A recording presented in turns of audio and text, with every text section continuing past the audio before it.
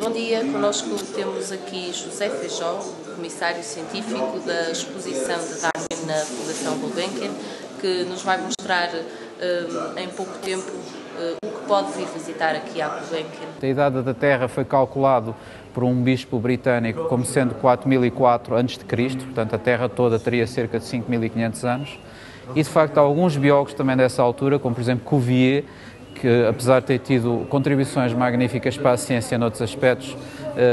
basicamente se deram a grandes trabalhos para provar que de facto as espécies eram fixas e a Terra só tinha 5000 anos, mas ao mesmo tempo os geólogos começaram a observar estruturas na natureza que nos diziam que era impossível que a Terra só tivesse 5000 anos, provavelmente a Terra teria muitos milhões de anos. E é neste ambiente de discussão e de algumas polémicas extraordinariamente interessantes que nasce Darwin.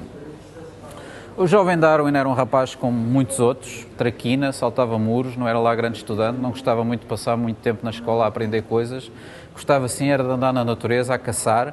a apanhar escravelhos,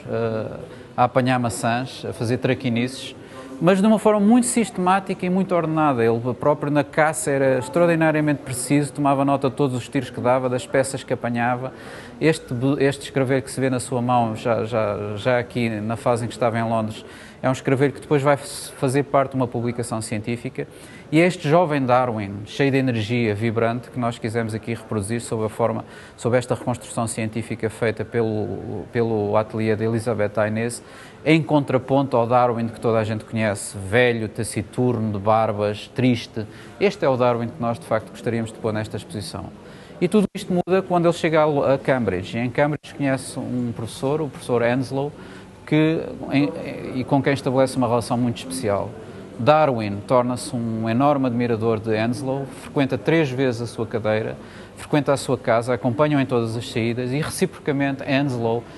reconhece em Darwin um grande naturalista em potência, treina-o, dá-lhe as competências, dá-lhe os métodos, no fundo orienta-o e, principalmente, estende-lhe o convite para embarcar a bordo deste navio. Esta magnífica réplica que aqui está foi feita por 3 artistas do Museu da Marinha, liderados por Zé Galrinho,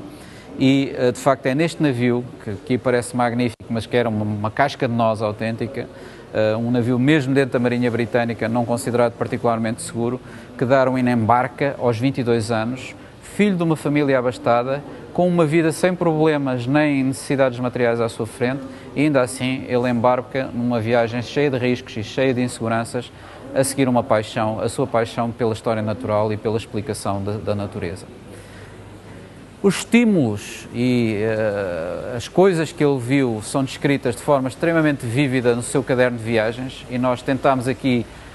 de alguma forma, confrontar o visitante com esses estímulos, pedindo ao Jardim Zoológico que montasse aqui alguns ambientes e alguns animais que ele poderá ter visto. Eu imagino, por exemplo, alguém que não tivesse o National Geographic ou não tivesse o Odisseia, que viesse numa Inglaterra vitoriana ou pré-vitoriana ver um animal destes, o choque que isso não teria sido e as interrogações que isso não teria levantado num espírito, obviamente, inquisitivo e curioso como era o de Charles Darwin. A selva amazónica é descrita de uma forma extraordinariamente vívida e extraordinariamente emocionada por Darwin como uma festa para os sentidos. Para qualquer lado que se olha há sempre um novo estímulo, uma nova borboleta, um novo animal, e esse ambiente foi aqui recriado precisamente com esta família de micos dourados, que é de facto um animal incrível e também na altura razoavelmente desconhecido na Europa. Darwin não observou suricatas, mas de qualquer maneira nós pusemos aqui os suricatas por revelarem de facto uma adaptação extraordinariamente interessante de um carnívoro a condições de vida e a condições sociais extremamente interessantes, que fazem dele um aspecto de adaptação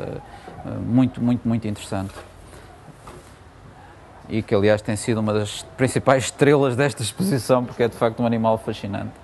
E claro, os ambientes áridos das Galápagos, que ele observou tão bem e que tanto o impressionaram, aqui ilustrados mais uma vez por animais que não são das Galápagos, mas cuja ideia é refletir precisamente esta adaptação a animais escuros, animais que se misturam com a rocha, animais que estão perfeitamente adaptados ao seu meio ambiente e que variam de um sítio para o outro, numa variabilidade de cores e de formas e de feitios que Darwin começou a ficar cada vez mais alerta à medida que ia progredindo na sua viagem.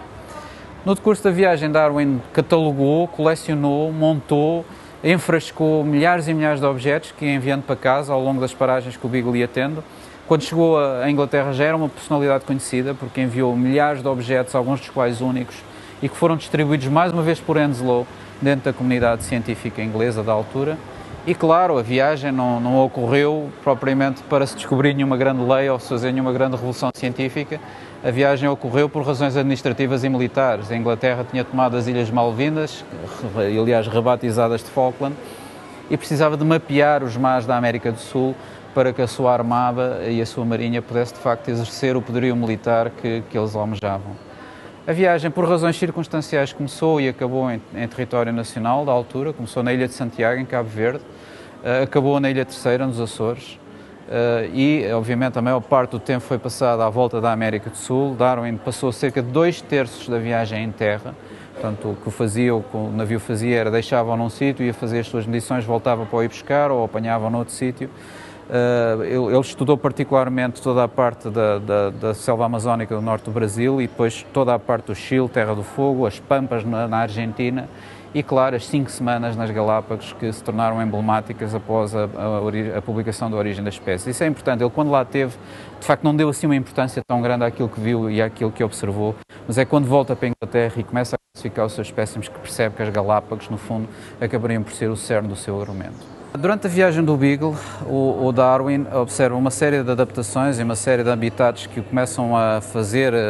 germinar na sua cabeça uma ideia de que, eventualmente, a explicação mais razoável para aquilo que ele observava não seria uma criação única e fixa de todas as espécies ao mesmo tempo. Ele verifica, por exemplo, que iguanas marinhas estão perfeitamente adaptadas a um determinado habitat, iguanas terrestres muito semelhantes, quase idênticas, estão adaptadas a um habitat diferente e as cores e as pequenas adaptações de facto refletem esta adaptação, enquanto outros animais que claramente migraram no ambiente contrastam com estes habitats, como estes patolas de pés azuis ou estes caranguejos. Da mesma maneira, vê que espécies quase idênticas confinam em espaços geográficos quase ao lado um do outro, como a ema do norte e a ema do sul. A ema do norte viria a ser nomeada ema darwiniana, precisamente em homenagem ao facto de ter sido Darwin a descrevê-la pela primeira vez de forma sistemática. E, claro, as Ilhas Galápagos, onde Darwin observa a variabilidade de uma série de coisas. Na altura, aquelas que lhe deram mais na atenção foi as tartarugas. As conchas das tartarugas de cada ilha da Galápagos eram diferentes e os sabiás ou tordos das Galápagos, em que ele conseguiu observar que tordos diferentes viviam em ilhas diferentes. Ele recolheu muitos tentilhões, mas não é durante os Galápagos que ele nota que os tentilhões são diferentes. É só quando volta à Inglaterra é que realmente ele repara que os tentilhões são diferentes em cada ilha e começa a elaborar precisamente toda a sua teoria de adaptação. E quando volta para a Inglaterra, instala-se durante 1 ano ou 2 em Cambridge, mas rapidamente tenta organizar a sua vida. Ele é uma pessoa muito sistemática, conversa com o seu pai e é em Londres que acontecem 2 fatos determinantes da sua vida. O seu casamento. Ele conversa com o seu pai, matuta longamente nas razões para casar e não casar, que organiza, aliás, sob a forma de 2 tabelas, acaba por pedir em casamento a sua prima direita, Emma Edgewood, filha do homem que convenceu o seu pai a deixá-lo ir na viagem do Beagle, curiosamente, e este casamento vai ser um casamento extraordinariamente estruturante para toda a sua vida. É um casamento que todos os biógrafos dizem que foi um belíssimo casamento, com amor, com carinho, com amizade. Tem 10 filhos, 7 dos quais atingem a idade adulta, filhos esses que também são unânimes em dizer que, contrariamente ao paradigma vitoriano, Charles Darwin sempre foi um pai atento, um pai que acompanhou, um pai que lhes respondia às perguntas, um pai que brincava com eles e, nesse sentido, diferente daquilo que se poderia esperar de um homem dessa altura. E é em Londres também que ele começa a arrumar as ideias. Começa a estabelecer paralelos entre estas coisas que observou durante a viagem, começa a ser confrontado com as ideias dos seus pares na Sociedade Geográfica, na Royal Society, e é precisamente num destes primeiros blocos de notas que abre, blocos de notas privados, que ele não dizia a ninguém nem à mulher, que ele começa a tomar notas, e é num destes blocos de notas que ele precisamente desenha a primeira árvore da vida, que difere da árvore da vida que Lamarck já tinha desenhado um século antes, porque esta tem uma única origem. Portanto, há a proposta clara e a ideia clara que há um único ascendente e que a forma de ramificação é uma forma de ramificação em que, obviamente, formas ancestrais dão sempre origem a formas modernas por divergência. Esta árvore da vida, vão ver, é retomada na exposição em mais 2 pontos, mas, de facto, é aqui que tudo começa. faltavam 2 ou 3 pormenores para elaborar a sua teoria. Uma, a seleção artificial. Darwin passa muito tempo com criadores de pomos, ele próprio torna-se um criador de pomos, com criadores de cães, com criadores de animais domésticos, aprende as ferramentas que eles utilizam e começa a elaborar o raciocínio. Se é possível fazer isto com formas domésticas, porque é que a natureza não fará o mesmo? E a parte que lhe faltava é-lhe dada pela leitura do ensaio sobre a população de Malthus. Malthus claramente diz que a taxa de reprodução é sempre superior à taxa de sobrevivência, portanto, há sempre um conjunto de indivíduos que morrem. E Darwin aí junta as suas observações e dizem, se esses indivíduos que morrem são aqueles que estão menos bem adaptados dentro da variabilidade natural, então esta é a teoria pela qual eu vou conseguir arrumar todas estas minhas observações. Ele escreve um primeiro ensaio em 1844, esse primeiro ensaio já é a gênese do livro da origem das espécies, guarda-a num envelope com uma carta a dizer à mulher, se eu morrer manda isto para o meu editor, e compra, depois de ter dado a volta ao mundo, depois de ter vivido meia dúzia de anos num dos centros do mundo civilizado à altura, compra uma quinta a 30 km de Londres, onde viverá o resto da sua vida, os 30 e tal anos da sua vida, e onde escreverá praticamente toda a sua obra. Ele tem uma rotina diária extremamente rígida, tem 3 pontos por dia para estar com a mulher, ou lendo livros ou tocando música, tem 2 pontos por dia em que faz um caminho, naquele caminho, o Sandwall, que ele mandou construir, onde observa a natureza sob todas as suas formas, monta nesta sala um gabinete / escritório / laboratório, onde basicamente trabalha os dias inteiros e onde faz as suas experiências, as suas observações, corresponde-se com pessoas do mundo inteiro, escreve livros sobre orquídeas, sobre trepadeiras, sobre minhocas, sobre expressões de emoções, toda uma panóplia de coisas que ele conseguia observar e sobre as quais ele desenvolvia raciocínios filosóficos e raciocínios de história natural e, pelo meio, ia colecionando ideias, ia colecionando factos para a sua grande teoria, que ele sabia que um dia ia publicar, mas não sabia quando. E essa ocasião surge quando ele recebe de um naturalista com quem se correspondia, o jovem Alfred Russel Wallace, que, contrariamente a Darwin, não era um homem de posses, tinha que trabalhar para viver. Portanto, a sua profissão era viajar para o mundo inteiro e recolher espécimes para vender. E Wallace, que já lhe tinha oferecido alguns espécimes, envia-lhe um manuscrito com uma teoria quase idêntica à sua. E, na altura, o problema é resolvido por 2 amigos de Darwin, 2 grandes cientistas da altura, Hooker, um botânico, e Lyell, um geólogo. Eles resolvem isto de uma forma airosa, juntam os 2 manuscritos e decidem ler os 2 manuscritos no mesmo dia perante a Sociedade Linneana. O impacto é 0, ninguém ligou àquilo, a verdade é esta. E o que faz a grande diferença é este objeto que está aqui, precisamente nesta vitrine separada, que é a Origem das Espécies. A Origem das Espécies tem uma única ilustração, uma árvore da vida, agora já sistematizada, organizada e com as classificações que Darwin lhes pareceram mais lógicas na altura. Na sua própria descrição é um longo argumento que começa na primeira página e acaba na última, em torno da evolução das espécies, e as 2 coisas que ele queria provar era provar que a evolução das espécies era um facto e a segunda que a seleção natural era esse mecanismo. O primeiro é imediatamente conseguido em sua vida. Quer dizer, após o livro sair, a força dos seus argumentos, a forma como ele organizou o raciocínio, a quantidade de exemplos, inclusivamente a sua própria autocrítica, que ele próprio lista as razões das objeções que se podem ser postas à sua teoria, e imediatamente convencem não só a comunidade científica, como grande parte da população. O mecanismo da seleção natural, contudo, quando permaneceu polémico, e à altura da sua morte, que é representada aqui com esta ponte para o século XX, ele próprio enunciou um conjunto de razões que nós escrevemos aqui nestas paredes, de que questões que teriam que ser resolvidas e que teriam que ser trabalhadas e que teriam que ser entendidas para se poder aceitar que, de facto, que a evolução natural, que a evolução se passava por um mecanismo de seleção natural. Nos anos 50, a estrutura do DNA é descoberta por Watson e Crick. Durante os anos 60, o código genético é descodificado e durante os anos 80 até à atualidade começámos a sequenciar genomas de espécies inteiras. E quando o fizemos, começámos a interrogar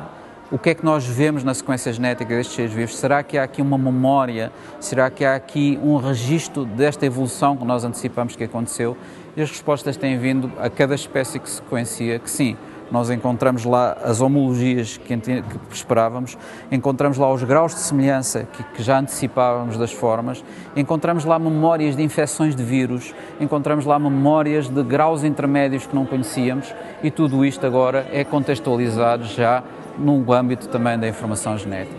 E agora já estamos em condições de, por exemplo, classificarmos todos os fósseis, de fazermos a cronologia